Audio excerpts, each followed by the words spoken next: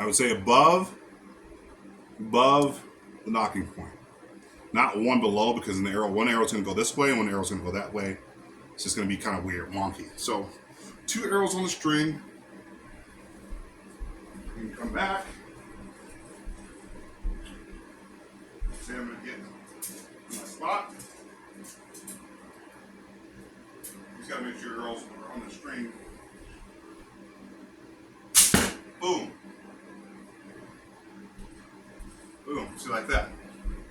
Now I'll show you where I hit. Target. Boom.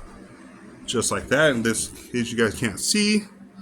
Boom. You can get that both arrows kind of sort of relatively in the same spot.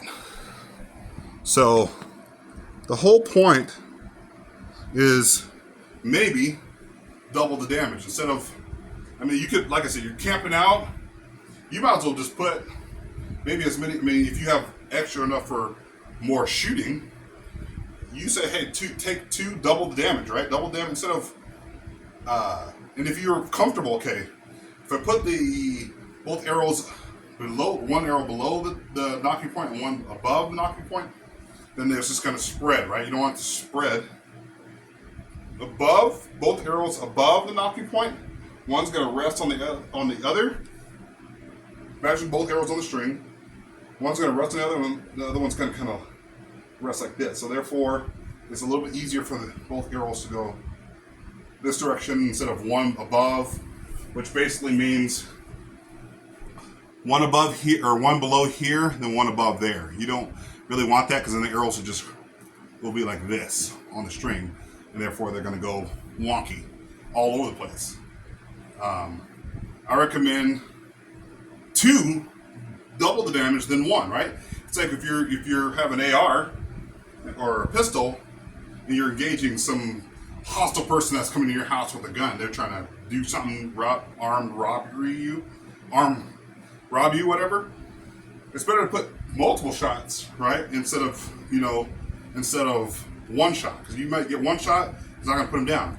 Whereas 2 on a string is better than 1. So now you have 2 arrows going at the target. One can hit here, one can hit here, or one can hit. Even if it's a weird situation where one hits here, one hits here. Yeah, one arrow is going to be quicker, but I'd rather get both my shots off. Hit him. Okay, now he's staggered. Now I can put one more arrow on the string, and if I'm quick enough, you can release one more arrow, because you're not going to probably have time to be, okay, I'm going to put 2 arrows on there. No. Your second shot should be just stick it on the string, boom.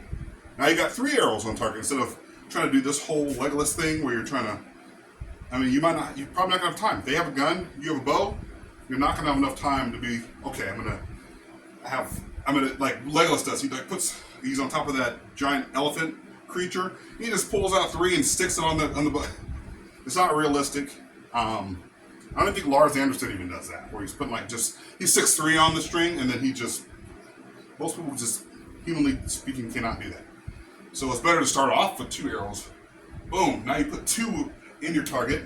Now you have 2 different, maybe vitals of the aggressor with a gun who's trying to attack you. I have to keep saying that so people don't think, oh, you're just going out and hurt. No. Self-defense. Home defense. That's it. Get the 2 arrows in them, boom, boom, boom. Boom, boom, right? You hit them twice. And then you can pull out that last arrow and then put it on the string. And hopefully you're quick enough with your draw. I mean, I'm still working on it. And with the in that situation where I don't have a glove on, hopefully you're able to have enough sensitivity where you can put it on the string quickly and then going for your next shot, right? But if you never practice, just practice grabbing it right here, so therefore it can slide it on the string. You know exactly where it's going. Boom. Right? And you have to make sure it's fully tabbed on there all the way. Mine's is fully tabbed, which means you'll hear clicking. Clicking is when you know, okay, it's not fully tabbed. So you want to make sure you get it on there fully the first time, right? So for that second shot, for that second shot, you know, like you got 2 arrows in the target, you should be able to just whip the next on there quickly, which is kind of slow, but at least I'm not looking down doing this whole thing. Because what people have to do is they're like, and by that time you're screwed. I should already have my bow on target, right? Plus it gives you separation, right? Like if I'm already like right here, I'm not like this. I can't do anything from here. You can at least have something in between you and your target, right? Instead of being like this. If you're like this, you're just absolutely not prepared for a situation.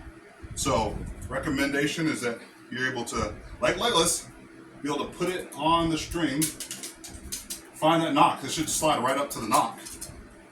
And then you're ready to go. You're ready to pull back and shoot, right? Once again, I'm showing you home defense would be for a bow. Traditional bow, because you're not going to be able to clear corners and stuff like that. You're holding it back like this and walking around. You're not going to be able to do that for long periods of time. So, sorry. I recommend that that you when you're shooting, that's when you're shooting. When you're done shooting, then drop your arm. But don't. A lot of people, like I said, I see a lot of archers, they get in the habit of, and they're grabbing it by the shaft and they're doing this whole thing. In a home defense situation, I don't think that's a good idea. Plus, right here, grabbing it by the knock, you can check, you can feel, okay, it's broken. Oh God. Don't shoot that arrow. Discard that arrow and then grab another one. And you're gonna reach back. Boom. Practice that. Practice that. Practice not looking. I know in a home defense situation, it may be a little more difficult to just be like, okay, I just know everything. But at least practice it, so you're not like, you have no idea how to knock your arrow, right? Just feel it. You can feel it's a nice, comfortable feeling. This, grabbing it by the edge, this doesn't feel comfortable in my hand. I'm grabbing the end of the knock and it doesn't feel as comfortable. So grabbing it like this, I'm not grabbing anything sharp or jagged or slightly edged, not this sharp. It just doesn't feel as comfortable. And that's how I can judge, okay, I'm grabbing my knock by the thing. And then some people, to be even quicker, I'll show you one more thing. To be even quicker, right? Some people load it on the string and then they come straight back. But I don't like that because it may go wonky for those of us who are not as trained, and then your arm is just weird. You're pulling it back like this, unless you train so hard where you actually have it straight back. Some people can do like straight back. So you can get a quicker shot off, and then loading it, and then switching to your split, right, or 3-finger under. So some people load it like this, and then all they do is just they pull it back. But once again, for me, unless you pull straight back, it's gonna go all wonky.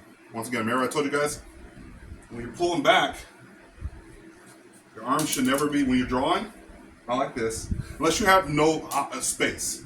You know space, then you're gonna be like this. But if you have space, enough space, tip of my elbow should be in line with the tip of the arrow, right? So when I pull back, I'll stand back for you guys. I pull back, see, it's straight. It's not like this or like this. Unless I'm like in a confined spot, like right there, back there in the kitchen, I don't have ability to full draw, but I'm still aware. Okay, I still need to aim here in order to hit the target 8 yards away, right? So should be a straight, perfect line between here. See that? Boom. This goes straight back. It's a little crooked, my elbow. But you want to be able to go back as straight as possible. So when you draw back, boom, boom. Not like this. When you draw back, some people pull back and they're like this or weird. You should know how to shoot like that in a home defense situation, like that, right? You might not have a lot of space in your home, so I recommend just coming straight back and then releasing. So that's all I got for you guys today. Catch you on the flip side.